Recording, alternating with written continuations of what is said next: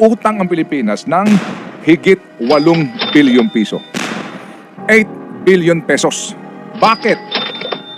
Ito po'y uutang sa JICA para daw po ayusin ng mabuti ang MRT-3. Para daw po sa pagpapalawak din po ng linya ng tren.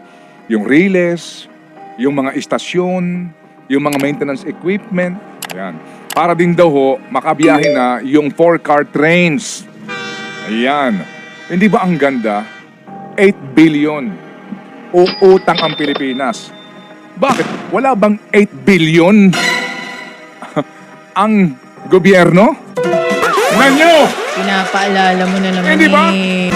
Makita ho ninyo, kapag po sa kapakanan na nakararami, kapag po sa kapakanan ng mga pangkaraniwang manggagawang Pilipino, uutang tayo. 8 billion, ilang maleta ng ito eh. Di ba?